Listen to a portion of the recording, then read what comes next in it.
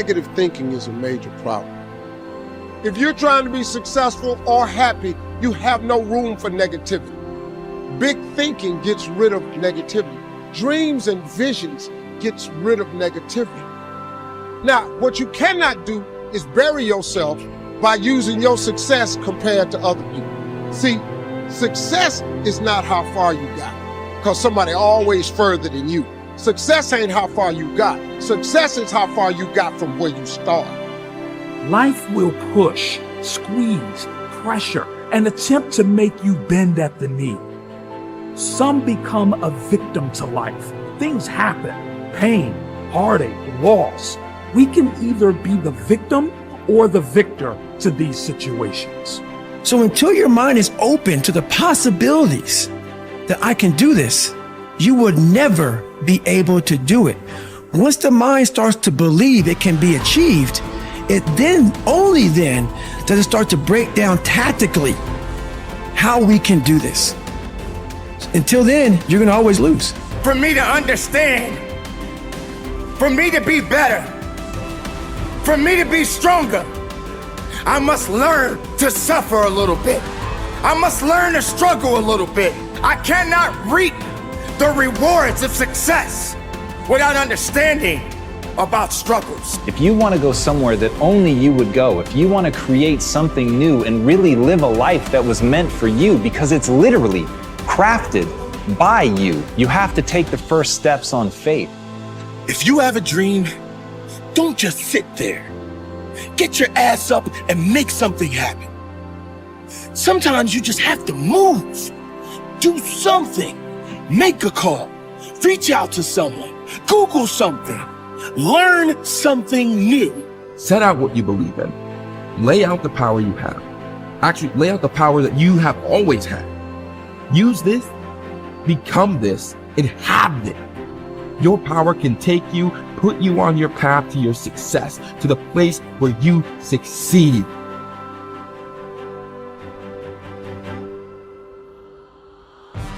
You have, and you always will have this potential to improve, this potential to adapt, and this potential to change. This is what you've been working for. Go on and receive that.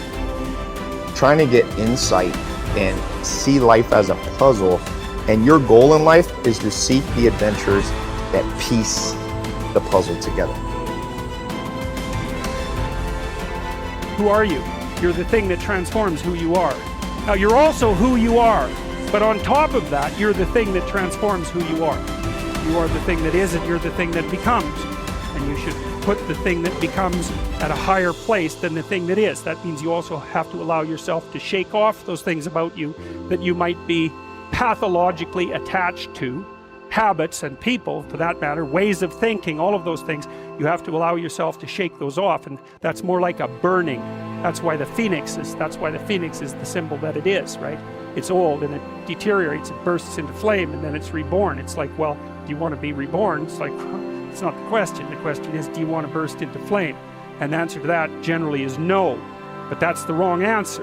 The right answer is you let all that nonsense burn away. And you might say, well, I don't know what I should leave behind. And the answer to that is, that's a lie. You know some of the things that you should leave behind. All you have to do is ask yourself. You'll come up with a list instantly of 100 stupid things that you're doing that you know you could stop doing. Some of them maybe you don't know you could stop doing. It's like, well, fine, leave those alone for now. But there's a bunch of things you perfectly know well that you could stop doing that would improve your life. And so do that, see what happens. That's a good idea. What's really interesting is self-value, real self-worth comes from doing hard things. We keep talking about self-love. We keep talking about loving yourself, believing in yourself. That happens naturally when you go through something difficult. Everyone who's listening right now, I guarantee you, has been through something difficult. Maybe they lost a friend. Maybe they've been through cancer. Maybe they lost their job and had to rebuild. Maybe they completely got destroyed during the pandemic and had to figure everything out with their health. The point is, we've all done hard things, and self-worth and self-value comes from recognizing the hardship you've been through and the growth that you made during that time. Now, if you're someone who's listening and saying, Jay, well, I'm not sure I've been through anything that challenging, well, that's your challenge. Go and figure out what it is that you want to do that's hard. Is it developing a new skill? Is it getting a qualification? Is it starting that business or dream that you've always wanted to do? What's that difficult thing you're going to do on your own, with your friends, with the support of whoever's around you, but not with the crutch or the handicap of a partner? What are you going to build as a skill, as a tool, as a value yourself that's going to make you say, I've done something? And that's the beginning of it. The beginning is, I've done something and I did that and I can do that. And when you do that, yes, there's going to be, you're going to validate the wrong things. You're going to give yourself praise for the wrong things. You're going to go through ego. You're going to do all of that. But there's still a belief of, I can do hard things. I can do hard things by myself. And I know what value I bring to a relationship. Persistence is self-discipline in action. Your ability to persist in the face of all setbacks and temporary failures is essential to success in life. Napoleon Hill said, persistence is to the character of man as carbon is to steel. The primary reason for success is persistence.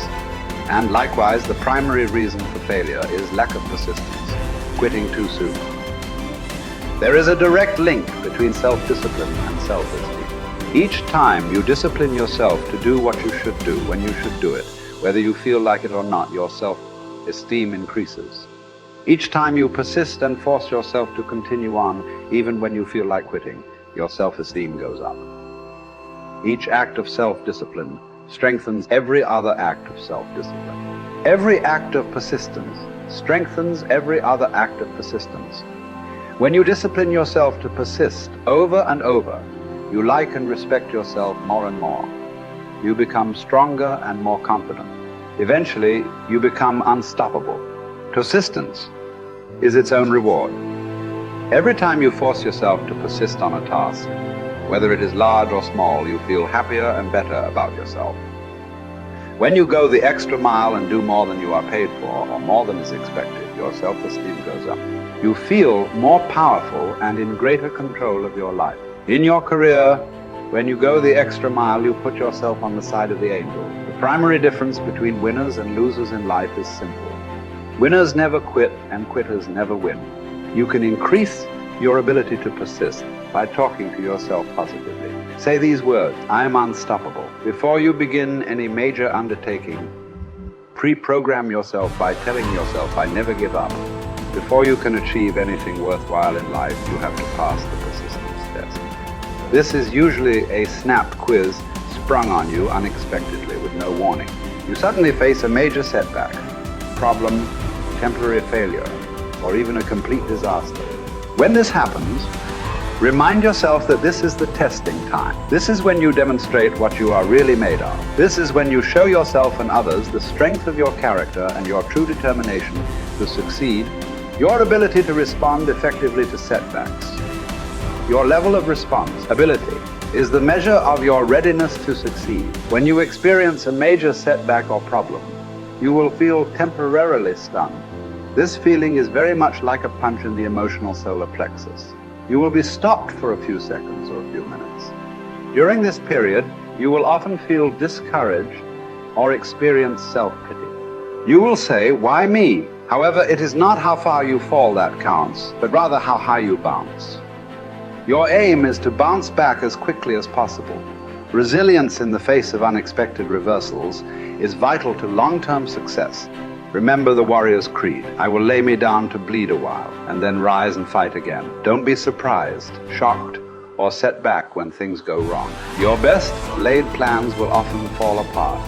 Instead, expect disappointments and setbacks as a part of life. Take a deep breath, pick up the pieces, and continue onward. Our minds, our thinking controls our destinies here on Earth to a degree totally unsuspected by the great majority of people. When you think about it a moment, it becomes so obvious, so clear and simple. Well then, if we become what we think about, and if we can control our minds, we can pretty well tell our own future. And that's the point I want to make.